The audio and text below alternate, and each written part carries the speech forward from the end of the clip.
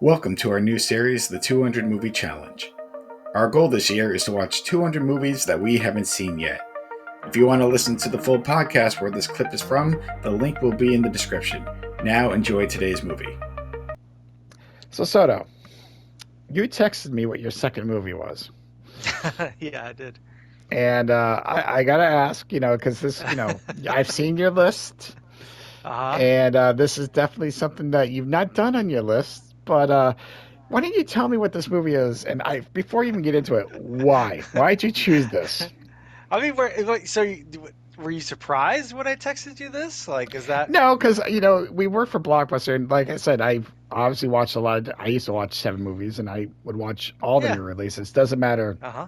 genre, who was in it. I literally watched it even if I didn't like it. But I laugh because I'm like, this is something I probably would have watched with my daughter when she was like 4, 5. And I'm like, again, I did watch a lot of kids movies back in the day, but I had some good excuses. And the way things have gone this past year and the movies we watch, I just did not expect this movie to be Yeah. like, this is what I fucking watched. I'm like, okay. So yes, I gotta know why. So the floor is yours. Why? Okay. I just gotta hear the So, story. in my travels of looking at movies and finding movies to watch, I come across, posts and things of that nature. I follow a lot of kind of film subreddits and whatnot. And um, somebody had posted, what do you think about the movie Paddington 2? And I was like, they made a second Paddington? I was like, okay, I was not even interested in the first one. So I started reading the comments, and people were saying that Paddington 2 was like one of the greatest movies that they had ever seen. And one guy even commented that, and it made me laugh, but he was like, this movie made, Paddington 2 made me want to be a better man. I was like, huh? So then I was like, okay, hold on. Let me check Rotten fucking Tomatoes and see what the fucking deal is with this Paddington 2. I go on Rotten Tomatoes, man, that shit is rated 99% on Rotten Tomatoes. Paddington 2. If you go Okay. on Rotten Tomatoes right now, it is rated 99 fucking percent. I believe you. So I said to myself, You need the backstory to I Paddington need to 2. fucking watch the first one. I was like, if I'm hearing all this ridiculousness out of nowhere, and I got into this hole. I was like, I gotta find out a little bit more about this situation. So I tracked down the first Paddington, and thankfully it was on Hulu, I believe. And so I have that free for streaming, and I watched it. And you know what? This is a great kids movie. It is. The colors are awesome. The special effects are great. It's got a great story to it. It's got a lot of slapstick which kids love. Yeah. And it's basically about the story about this bear, Paddington, who's from Peru. An explorer had gone there before he was born and met his talking bear like relatives and said, "Hey, if you guys ever come to London, you'll be welcomed there." So, storm happens. Paddington's, I want to say his uncle dies when a tree falls on him, all sorts of shit. So, anyways, hero's journey begins, and Paddington has to go to London and, see what's out there and see if he can meet up with this explorer. He gets there, and obviously it's a fish out of water situation because it's a motherfucking bear walking around in London who can talk. And he gets Now kind hold of. on, hold on. I gotta ask. Hold on. Yes. Not to interrupt. So, No, no, please. there's a talking bear in Peru. So that wasn't Yep. weird enough. But when he gets to Talking London, bear family. Yeah. talking bear family, yes, in Yep. Peru, which is okay.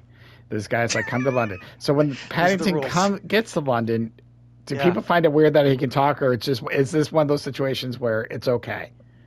It's just accepted. Okay, that's all I need to know. But It's keep just going. accept. He's It's walking just around. accepted, He's which got a it's red fine. hat on, Yep. and people are just like, "Okay, this is perfectly fine." People see him as like a child. Even the family that takes him in, they're like, "Oh, okay, we got to find him a home and everything." He's kind of whatever. He only speaks bear. They don't know what to name him. Somebody looks at the subway, or not subway, but the train station, and they're like, let's call him Paddington in a very English way. Uh, and things happen through a series of circumstances.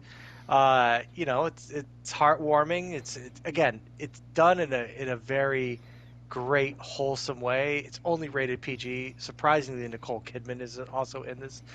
She plays the villain who's trying to capture Paddington and stuff him, because that's what you need in these kind of movies, right? You need some tension. You need a villain, yes. You need a villain, and you That's need gonna to have a stuff him question. there. It's like, will this family like take him in? Because of course they're like, no, he's not permanently here. We got to find him a permanent home. But then the kids start falling in love with him. He starts changing their lives, and the family finds out they needed him just like he needed them. You've seen this stuff before.